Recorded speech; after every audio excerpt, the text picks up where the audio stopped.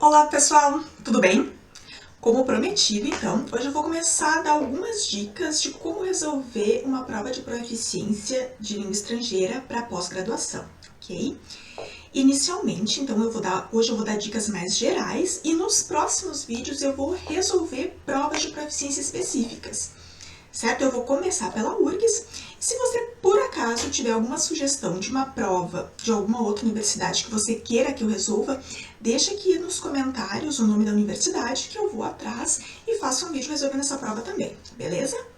Então assim, se você está chegando aqui agora, eu peço gentilmente que você assine meu canal e ative as notificações para que você receba, para que você seja avisado quando eu postar vídeos novos, certo? Nesse canal aqui vocês encontram vídeos sobre resenhas de livros, resolução de provas de proficiência, dicas de inglês, também tenho resolução de questões do Enem. Então é um canal voltado aí para o estudo das linguagens, certo? Vamos adiante então. Nós vamos então ver como que a gente se prepara e como que a gente resolve uma prova de proficiência em inglês ou mesmo qualquer outra língua estrangeira, né? As dicas que eu tô dando aqui, elas valem para qualquer língua estrangeira. Eu sempre me refiro ao inglês, né, porque é a área onde eu tenho a minha formação, né? Eu sou formada em licenciatura em letras português e inglês. Em primeiro lugar, eu quero deixar claro para vocês que aqui eu estou me referindo a provas de proficiência que são oferecidas por universidades, tá? São provas que as universidades oferecem para alunos que estão tentando uma vaga numa pós-graduação ou mesmo que já estão fazendo uma pós-graduação. Às vezes, né, dependendo do programa de pós-graduação, só se exige essa proficiência ao longo da pós-graduação. Eu também estou dando essas dicas tendo muito em mente a prova da CAPLE da URGS, né, que é a comissão que prepara a prova de proficiência de língua estrangeira da URGS. Mas a maioria delas, as provas são muito semelhantes, elas podem ser sim aplicadas a qualquer outra prova de proficiência desse estilo. Existem ainda outras provas de proficiência, como por exemplo o TOEFL ou as de Cambridge, como FCE, CAE, CPE, etc. Só que essas provas eu vou abordar talvez aqui no canal em um outro momento. Então, caso você esteja pensando em fazer uma pós-graduação stricto sensu, que no caso é um mestrado, um doutorado acadêmico, você tem que provar que tem proficiência em uma ou mais línguas estrangeiras. Por que essa exigência? Assim, uma pesquisa que se baseia apenas em fontes de uma única língua, ela seria bastante limitada, principalmente se essa língua for o português. Faz um teste, né? Pesquisa em um termo da tua área de pesquisa de interesse em português, no Google Acadêmico em português, e vê o número de resultados. Depois, faz o mesmo em inglês. Com certeza, você vai ver que o número de resultados vai ser muito maior se você pesquisa esse termo no Google Scholar, né, que é o Google Acadêmico, como se diz em inglês, e você vai ver que o número de resultados é infinitamente maior, certo? Então, por isso que é muito importante vocês saberem uma língua estrangeira para pós-graduação, principalmente o inglês. Em geral, no mestrado se pede que as pessoas tenham proficiência em uma língua e no doutorado duas, mas isso vai variar de programa de pós-graduação para pós-graduação, né? Mas normalmente é isso. No programa de pós-graduação que eu estudei, que foi no programa de pós-graduação de letras da URGS, era assim, né? Era uma língua para o mestrado e duas para o doutorado, sendo que qualquer língua era aceita em função da própria natureza dos trabalhos da área de letras, né? Por exemplo, se a tua pesquisa vai ser sobre um autor que escreve em alemão, é natural que tu apresente a prova de proficiência nessa língua, então era bastante flexível. Mas eu sei que tem programas de pós-graduação que pedem línguas específicas, né? Alguns pedem especificamente francês, além do inglês, né? Isso no doutorado, quando pede mais de uma língua. Sendo que o inglês é sempre o mais comum, mas geralmente a segunda língua tem alguns programas que exigem línguas específicas, como francês e espanhol.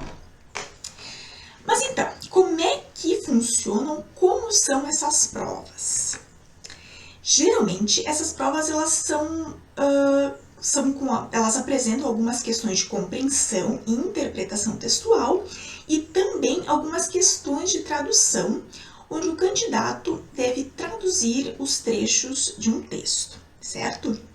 Gente, se vocês estão chegando aqui agora, né, ou então se você já acompanha o meu canal, eu peço a gentileza que se você está gostando do conteúdo que eu estou apresentando aqui, vai lá, tu tem um colega que também precisa fazer prova de proficiência em inglês, mostra lá, olha só esse canal aqui, que bacana, né, a professora tá dando dicas e tá resolvendo provas, então assim, compartilha com os amigos, compartilhe nas redes sociais, divulguem que me ajuda bastante, certo? Mas então, voltando aqui, o que essas provas avaliam? Sob o meu ponto de vista, essas provas elas avaliam a capacidade do aluno de ler e compreender textos em inglês, assim como fichar o texto, caso seja necessário.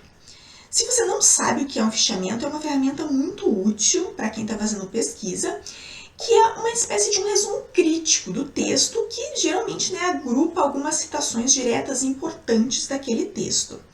Se você não sabe o que é citação direta, num outro momento eu posso explicar o que é isso, né? Mas basicamente é aquilo que você cita diretamente no seu texto sem alterar, sem fazer paráfrase. É uma maneira excelente de organizar as leituras que nós fazemos para depois incorporar a nossa pesquisa. Eu aconselho muito isso, gente, porque muitas vezes nós estamos lendo um texto, isso aqui pode ser interessante para a minha pesquisa. E depois você esquece onde que você leu aquela informação.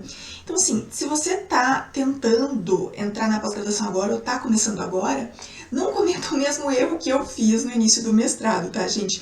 Tentem organizar as leituras de vocês por meio de fichamentos desde o início. Não precisa ser uma coisa muito complexa. Você tem aí alguns softwares, né, para você fazer isso, que eu posso falar mais adiante. Como o Zotero, por exemplo, né? Mas assim, se você fizer isso, algumas anotações, assim, num papel, né, estiver lendo ali, botar num caderno o número da página e o que tá, né, mais ou menos uma ideia do que você leu, já ajuda muito, certo? E fazer isso, às vezes, é muito importante você fazer isso não só com leituras em língua portuguesa, mas nas leituras de língua estrangeira também. E aí isso vai ajudar depois vocês, né, a incorporar essa leitura aos textos das pesquisas de vocês. Um dia, um outro momento, eu faço um vídeo sobre isso também. Basicamente é isso, né? A prova de proficiência ela avalia se você tem a capacidade de ler os textos em outra língua para incorporar esses textos à tua produção, que no caso, né, a dissertação, a tese ou mesmo artigos. Assim, gente, vocês podem estar vendo assim que meu áudio ele não tá com uma qualidade muito boa. Então, assim, o meu canal no momento ele ainda é muito pequeno, ou seja, né, eu ainda não sou monetizada pelo YouTube. Então, assim, se você tá curtindo, tá acompanhando o canal e tá curtindo o meu canal e puder contribuir, vocês vão ver que aqui embaixo na descrição do vídeo tá o link para o meu Apoia-se, certo? Ou seja, né, o que é o Apoia-se? Basicamente uma contribuição mensal a partir de R$2 que você faz para o canal, né? Esse dinheiro, ele não vai ser para eu me tornar minha própria Vera da Lancha, tá? Não, esse dinheiro não é para mim. É justamente para eu poder produzir um conteúdo melhor, ter um equipamento melhor de áudio, ter um equipamento melhor de luz, ter um software melhor de edição, certo? Então, se você pode contribuir, considere então apoiar o meu canal, certo? Se você não gosta de cadastrar o seu cartão de crédito, não gosta de ter o boleto, mas mesmo assim quer contribuir financeiramente com o canal, eu vou deixar ali também o meu Pix, que você pode fazer, né, direto essa transferência para mim, e eu agradeço imensamente.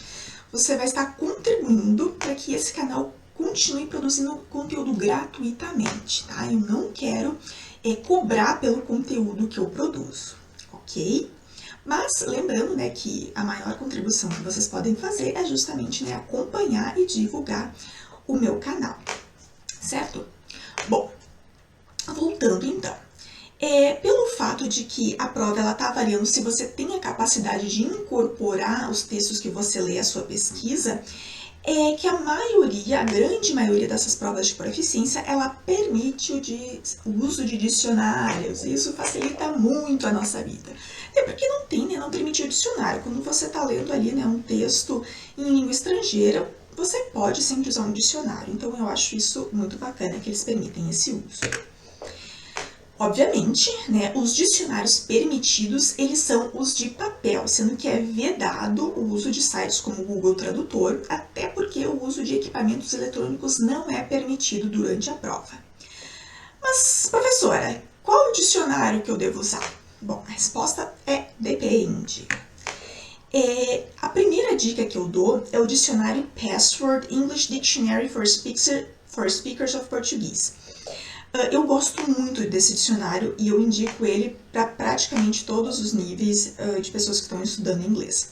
Ele é um dicionário inglês-português, ou seja, ele não tem a parte português e inglês como outros dicionários. E como é que ele é? Ele traz a palavra em inglês, a entrada, né? Ele traz a definição também em inglês, ele traz exemplos, e se ainda assim você não conseguiu entender o significado da palavra, ele tem também a definição da palavra em português. E eu acho isso uma excelente ferramenta, porque você começa a se habituar a usar um dicionário monolíngue, né, cuja explicação do significado da palavra já está em inglês. E assim, eu digo, né, para quem está começando e para quem já tem um uso intermediário. Se por acaso você já tem um nível mais avançado de inglês, aí eu indico o Oxford Advanced Learners Dictionary. Ele é um dicionário que ele tem as palavras em inglês e as definições e exemplos, só que ele não tem a definição da palavra em português, como o Password. Só que em função disso, ele é um dicionário muito maior, com muitos mais verbetes, e ele pode ser muito útil em uma prova de proficiência. Como geralmente os textos dessas provas são textos científicos, de áreas, né, muito diversas, é comum que apareçam palavras muito específicas que a gente dificilmente vai saber o significado e que dificilmente vai aparecer num dicionário menorzinho. Ok? No entanto, se para vocês ainda é muito complicado ter um dicionário monolíngue, eu recomendo então, né, se você não se sente confortável, eu sugiro o dicionário Oxford Escolar para estudantes brasileiros de inglês.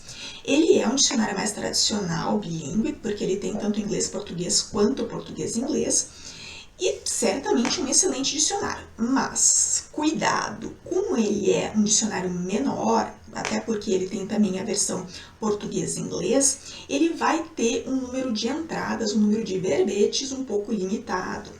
Então, nesse caso, em todos os casos eu acho, né, se você tiver como levar mais de um dicionário, seria o ideal. Assim, se vocês estão cogitando comprar um desses, assim, vocês não são obrigados, né, a levar especificamente esses dicionários. Eu estou indicando porque se você estiver procurando por um dicionário, né, inclusive para comprar um, eu indico esses 3, tá? Mas você pode pedir talvez um desses dicionários emprestado, ou mesmo se for outros dicionários, pode ser também. Mas evitem dicionários muito pequenos, porque ele vai ter tipo um número muito limitado de palavras para vocês, tá?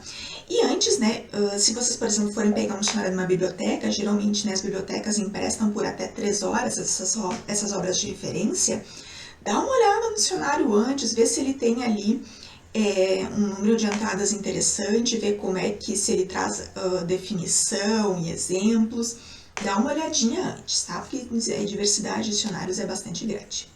Se por acaso vocês estão cogitando investir em um dicionário, comprar um desses que eu sugeri, eu peço por gentileza que vocês usem o meu link da Amazon, tá? Aqui embaixo na descrição do vídeo vai estar os 3 dicionários, vocês clicam em cima e ele vai direcionar de vocês direto para a página de compra desses dicionários.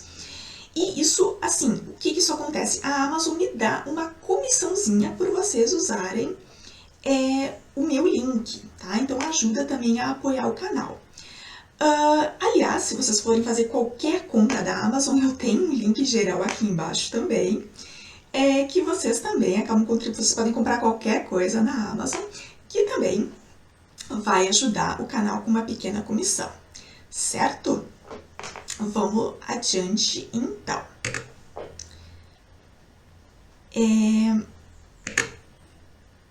Mas vamos então ao que interessa. Como que a gente estuda para uma prova de proficiência em inglês?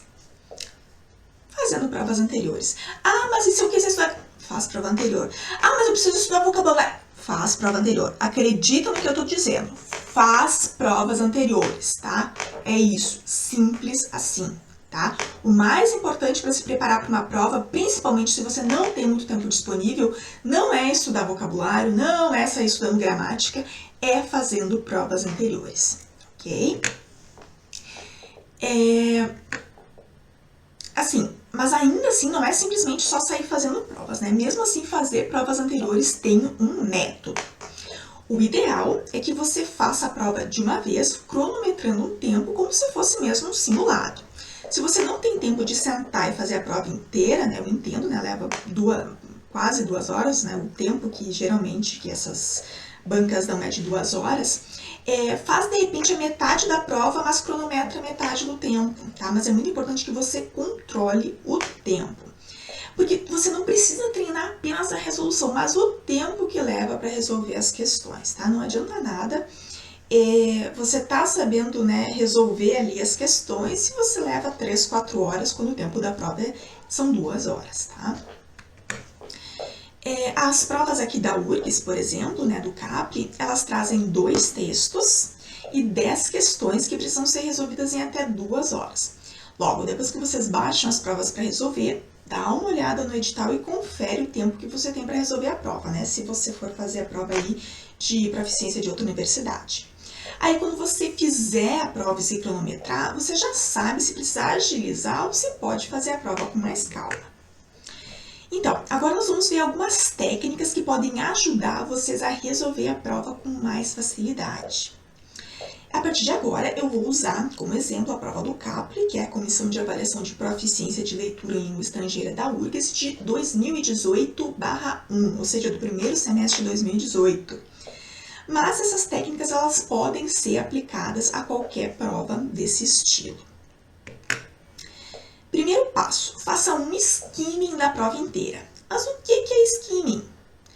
Dá uma olhada no vídeo que eu já fiz sobre o assunto e ele tá aqui embaixo na descrição do vídeo, tá? Eu fiz um curso sobre como ler inglês. Se você tem dificuldade de ler inglês e quer aprender, eu sugiro essa playlist que pode ajudar vocês.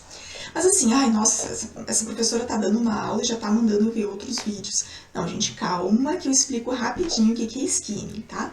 O skimming nada mais é do que aquela leitura rápida, aquela passada de olhos que a gente faz por um texto para identificar o assunto, assim como para ter uma ideia do que as questões estão pedindo, tá? Ela não deve durar mais que alguns poucos minutos. Se por acaso você tem mais dificuldade em inglês e quer aprender algumas técnicas de leitura em inglês, talvez seja interessante dar uma olhada nessa playlist que eu comentei, que é chamada Como Ler Inglês.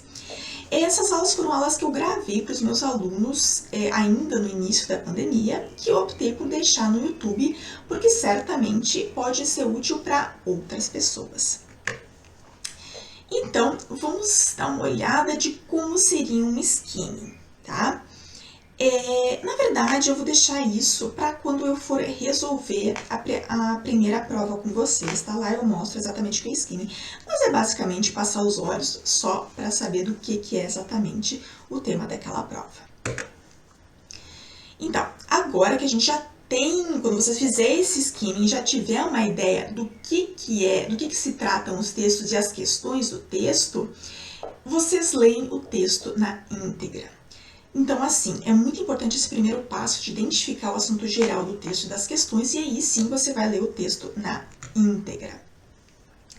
Se nessa leitura na íntegra alguma parte do texto não ficou bem clara, ficou um pouco confusa, não se preocupa agora, não fique insistindo. Deixa para tentar entender melhor quando estiver buscando as respostas para questões. Porque pode acontecer que essa parte que não ficou muito clara, que ela na verdade nem seja pedida para vocês, certo? E assim vocês otimizam o tempo de vocês, ok? Nessa primeira leitura, aproveita também já para sublinhar, ou circular, ou destacar da forma que for as palavras que vocês não conhecem. Mas só sublinhar e circular, não para a leitura para procurar essas palavras no dicionário ainda. Deixa para fazer isso quando estiver tentando responder as questões. Por que não procurar por todas as palavras? Em primeiro lugar, pode ser que as perguntas nem sejam sobre aquele trecho específico do texto, tá? E é isso que acontecer também. Se um trecho ficar muito confuso, não adianta ficar ali se quebrando para entender, porque pode ser que as questões nem perguntem sobre aquele trecho, ok?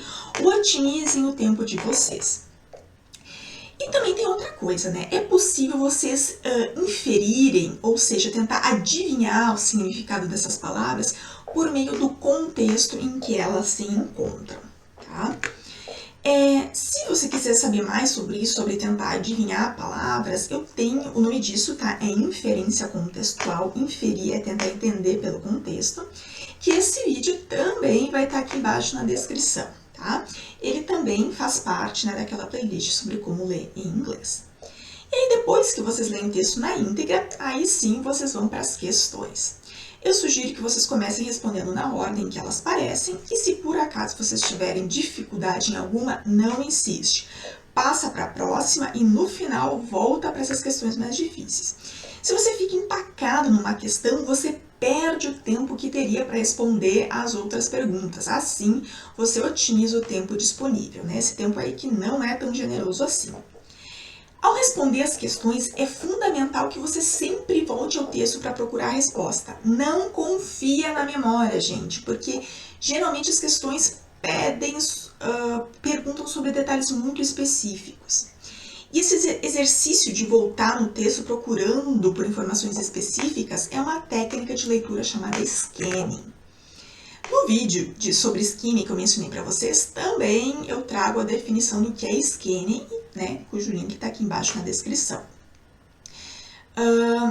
É imprescindível voltar no texto porque as questões, como eu falei, né, elas quase sempre pedem informações muito específicas e, frequentemente, as alternativas são muito parecidas, né? A resposta vai estar nos detalhes. E aí, é nesse momento de resolver as questões é que você deve buscar o significado das palavras desconhecidas no dicionário. Respondidas as questões objetivas, ao menos, né, a prova aqui da URGS que eu estou me referindo, ela tem questões objetivas e questões de tradução, vocês passam para as provas de tradução. Algumas provas de proficiência também pedem que vocês escrevam um texto em português, tá? Baseado no que vocês leram. É a mesma coisa. Primeiro, responde aquelas objetivas e depois as dissertativas. Até porque é geralmente nessa ordem que ela é apresentada. Em relação às questões de tradução, elas não têm muito mistério. Você simplesmente tem que traduzir os trechos que eles pedem. E eu chamo a atenção para 2 pontos apenas. Lembrem que, diferente do português, em inglês, os adjetivos vão antes do substantivo. Por exemplo, né, para a gente dizer que garota bonita, a gente fala em português garota, substantivo, e bonita, adjetivo, depois, certo? Em inglês vai ser o contrário, vai ser beautiful girl. Então, vai ser beautiful, né, bonita, e girl, né, que vai ser garota. Então, vai ser ao contrário. Isso vocês têm que cuidar. Também é importante tomar o cuidado com conectores, ou seja, palavras como conjunções, preposições, pronomes relativos, porque eles podem mudar, se você, né, traduzir errado, pode mudar completamente o significado da frase, tá? Então é importante cuidar isso também. Então assim, gente, em termos de dicas mais gerais de como resolver a prova, é isso, tá? Nos próximos vídeos eu vou resolver com vocês algumas provas da CAPLE URGS e aos poucos eu posso dar dicas e resolver provas de outros programas de pós-graduação. Se você tem algum pedido específico, você vai prestar a prova de proficiência de alguma universidade específica, por favor, deixa nos comentários aqui embaixo, tá? Se ficou com alguma dúvida, pode perguntar aqui embaixo nos comentários também, que eu vou ter muito prazer de responder vocês, ok? Então assim, gente, mais uma vez eu peço para vocês que se vocês estão gostando do conteúdo aqui, assinem o canal, ativem as notificações e lembrem também, né, de compartilhar nas redes sociais e com os colegas de vocês que também que se interessam por esse conteúdo, que eventualmente também vão precisar fazer uma prova de proficiência em língua estrangeira, especificamente o inglês. Tá certo, gente? Era isso, um abraço e até a próxima!